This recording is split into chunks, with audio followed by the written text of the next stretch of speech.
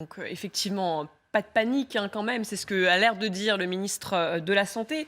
Docteur Ludovic Toro nous a rejoint. Vous êtes médecin généraliste et maire UDI de Coubron en Seine-Saint-Denis. Est-ce que vous partagez l'avis de Gérald? Ce ne sont que des chiffres qui sont effectivement affolants quand on les voit comme ça. Mais finalement, effectivement, si ce n'est qu'un gros rhume, pour reprendre l'expression du ministre de la Santé il y a quelques jours, il ne faut pas paniquer. Le ministre de la Santé, il y a longtemps que je ne l'écoute plus, d'accord, il nous avait annoncé il y a 3 semaines que tout irait bien parce qu'on était beaucoup plus vaccinés que les autres. Je tiens à rappeler que nous sommes, au niveau européen, nous sommes le 9e sur 27. Il faut rappeler la réalité, d'accord. Donc, c'est arrivé en Autriche, en Allemagne, en Angleterre, ça arrive chez nous, on ne pouvait pas l'éviter. Mais à l'époque, on disait, mais on est mieux vaccinés. C'est la même chose. Maintenant, c'est un variant qui est plus contagieux, donc le pic sera plus fort. Comme ça a été le delta par rapport à celui initial, plus il est contagieux, plus le pic est fort. Plus le pic est fort et plus forcément il y aura de gens qui seront contaminés et qui risquent de tomber malades. Voilà où on en est aujourd'hui. Donc voilà. Sauf que c'est pas fini. Janvier, on l'annonce. Mais ce que je veux dire, c'est que tous les médecins depuis longtemps le disaient.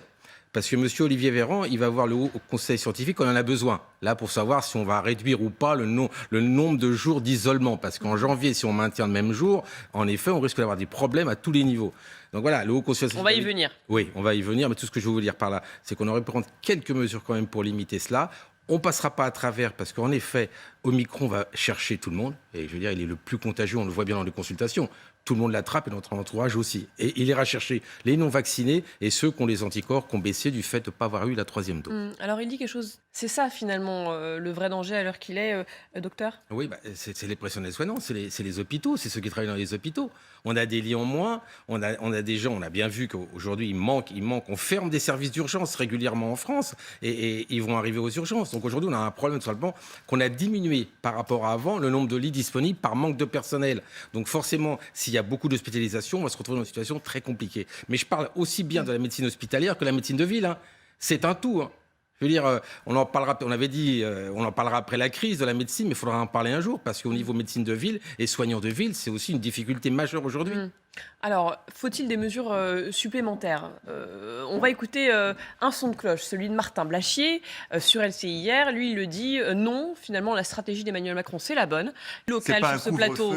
C'est pas un couvre-feu pour tout le mois de janvier, c'est UDI plutôt de sur le Coubron. 31 décembre. Il y a 2 aspects. Il y a l'aspect médical et le social et économique. C'est-à-dire que le côté médical, moi, je ne suis pas trop d'accord. Je préfère que cette vague s'étale un peu, donc il y ait le moins de contamination possible. Et donc, forcément, il faut moins regrouper les gens. Et le deuxième, le côté économique. C'est-à-dire que si on ne fait pas des mesures aujourd'hui, janvier, on ne pourra plus aller travailler, c'est clair. À moins qu'on modifie les règles. Et dans ces cas-là, qu'un cas contact et quelqu'un qui est contaminé avec sans symptômes puisse aller travailler. Je vous rappelle qu'en Angleterre aujourd'hui, et au Royaume-Uni en général, 25% des soignants ne peuvent pas aller travailler du fait qu'ils sont cas contact. Donc, il faut qu'on prépare ça aussi. Donc, il faut, ou modifier les règles, d'accord, ou faire en sorte que cette vague soit un peu plus plane et moins en pic. Alors, justement, Ludovic Toro, le risque, là, c'est de paralyser le pays? Non, mais je ne comprends pas. Comment ils font la différence entre le Delta et l'Omicron alors qu'on ne séquence pas? C'est-à-dire, sur vos tests PCR, il n'est pas du tout indiqué, c'est un Omicron et le Delta. Et là, ils commencent à faire... Alors, ils font des choses, en fait, qui ne sont pas applicables. Et sur le terrain, c'est pas comme ça que ça marche, d'accord? Alors maintenant, évidemment, il faut changer les règles. Sinon, au mois de janvier, c'est fini. Je veux dire, vous avez 100 000 contaminations.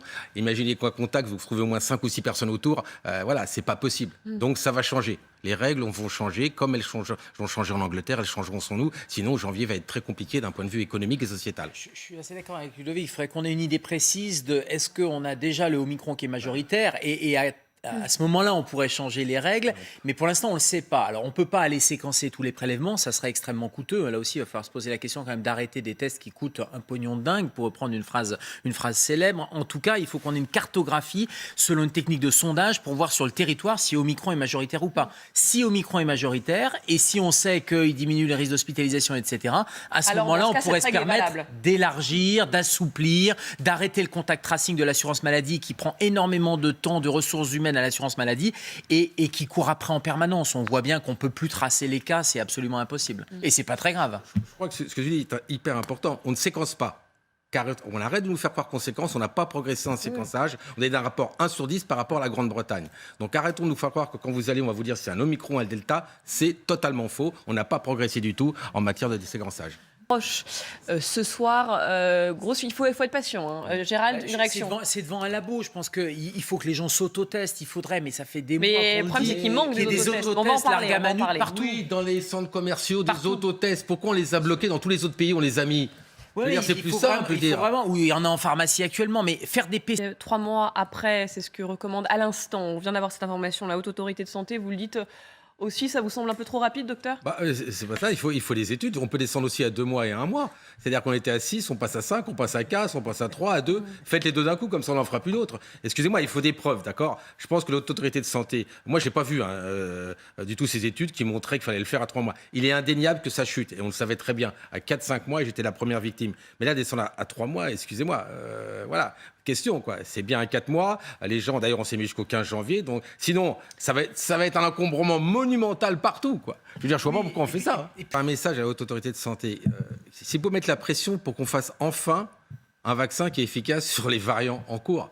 Parce qu'on est toujours sur le Pfizer qu'on a mis au début, hein, qui n'était même pas sur un Delta. C'est-à-dire qu'on est en Delta Omicron, on nous propose un vaccin, en fait, qui n'a pas été testé sur cela, qui a une efficacité, mais remettons enfin un vaccin qui est efficace sur les variants actuels. Et je vous rappelle que l'ARN messager... Le patron de Moderna, le vice-président de Moderna qui était sur LCI, dit qu'il y travaille. Oui, mais attendez, c'est en phase clinique. Delta, ça fait 6 mois qu'il est là. Et cet été, il devrait avoir un vaccin contre Omicron. C'est ce qui, oui, mais il travaille vite, qu'il ne nous sorte pas un Omicron quand il y en aura un autre qui sera arrivé. Je veux dire, nous avons annoncé dans l'ARN messager 3 à 4 mois pour en faire un nouveau. Bah, on l'attend toujours. Frédéric, on a là, à l'instant, on nous dit que la 3e dose fonctionne contre Omicron. Il réduit, mais il n'est pas aussi efficace que les autres. Voilà. On n'a pas d'études, les études ne sortent pas aujourd'hui. Mais ce que je voudrais dire, on pourra continuer à discuter. Si ce variant, ce virus est présent dans le monde, il continuera à muter. On n'est même pas à 50% de vaccination. Il faut une vision mondiale. Il faut une vision mondiale. Si on n'a pas cette vision mondiale, on vivra avec, on fera des vaccins, on fera des rappels tous les 15 jours, ça se trouve. Et voilà, quoi. Pour les adolescents les plus à risque, Olivier Véran, il y a 2 jours, nous disait pas de rappel pour les adolescents. Non mais vous vous rendez bien compte que c'est pour le citoyen qui écoute et qui nous écoute, il va dire mais qui on va croire? Ça fait 2 ans que ça dure. Il y a lui qui est responsable qui dit ça, le politique dit il faut arrêter. Faut arrêter. Là, Véran, on voit 4 mois, alors que l'autre autorité qui le conseille a dit 3 mois. Mais attendez, parlez-vous. Passez à un message unique, on pourra vous comprendre. Mais arrêtez ce cafouillage. Risque, on les vaccine, c'est eux qui sont protégés, toutes les études sont mais on n'a pas réussi. T'as encore 5-6 millions qui ne sont pas vaccinés. C'est ça la problématique aujourd'hui. Et donc, on va aller chercher les autres chaînes de contamination. Mais je crois qu'en effet, à un moment, et on peut faire aussi des prélèvements pour avoir le taux d'anticorps, et à partir de quel moment on est protégé. Pour ces gens à risque, on pourrait le mettre en place, je veux dire. Et comme ça, on les vaccine. Mais excusez-moi, c'est pas ce qu'on fait. Alors, non, mais Olivier Véran, c'est la méthode Coué. Tout va bien, on maîtrise tout, c'est super depuis le début. Mais il faut un peu de réalisme, s'il vous plaît. Quand il dit qu'on est les meilleurs, qu'on est mieux vaccinés, je vous l'ai dit tout à l'heure, les chiffres sont tombés, nous sommes 9e sur 27. La réalité n'est pas aussi facile que ça. Donc M. Véran, clair, aujourd'hui, fait de la politique, fait pas de la médecine malgré qu'il soit médecin, d'accord? Donc il reste dans son domaine politique et il a fait des erreurs et il doit le dire. Dire qu'il n'a pas fait des erreurs depuis 2 ans, ça serait vraiment mentir aux citoyens. Et à un moment, il faut quand même dire aux citoyens, voilà, on a le droit de se tromper, on a le droit de dire des bêtises, mais il faut leur dire, parce qu'après, ils ne croient plus la parole. Vous faites 2 ou 3, je ne vais pas dire mensonges et erreurs magistrales, on ne vous croit plus. Et c'est ça le problème aujourd'hui. Quand il nous a dit il y a 3 semaines, nous ne sommes pas comme les autres et ça ira mieux chez nous, c'est faux, c'est la même chose. On avait fait la même chose en Italie il y a 2 ans. L'Italie, c'est comme ça, on sera différent. C'est la même chose. Ce variant et ce virus... le taux d'hospitalisation en France, et c'est là-dessus qu'il se base pour dire que les choses ne vont pas si mal, est plutôt stable. Il nous avait dit... ça n'a rien à voir avec la stratégie vaccinale ou avec la politique qui a été mise en place. La seule chose... La vaccination empêche les formes graves. Mais nous sommes 9e et donc sur les 27. hospitalisations. Nous sommes 9e et pour l'instant, ça a l'air de chez les gens qui sont à risque. Globalement, on a le nombre de vaccinés en plus. Olivier Véran devrait être franc avec nous, simplement parce que maintenant c'est terminé. On ne fait plus de tests où ils sont valables une journée. Donc tous ces gens savent très bien que pour vivre aujourd'hui, il faut se faire vacciner. Maintenant, c'est fini. C'est une vaccination obligatoire. Arrêtons de faire croire que c'est pas obligatoire. On va vers une vaccination obligatoire. Mais c'est assumé, ils le disent. C'est mais qu'ils le fassent alors. Mais alors eux, leur argument, c'est de dire c'est clairement une vaccination obligatoire déguisée. On ne va pas jusqu'à sanctionner en revanche. Mais déguisée, c'est la seule chose. Si on arrêtait de se déguiser un peu devant une pandémie, d'accord, et dire tout simplement nous ferons vacciner tout le monde. Voilà. Mais on ne va pas mettre 1 an pour le faire. On va mettre 1 mois. C'est ça la vérité.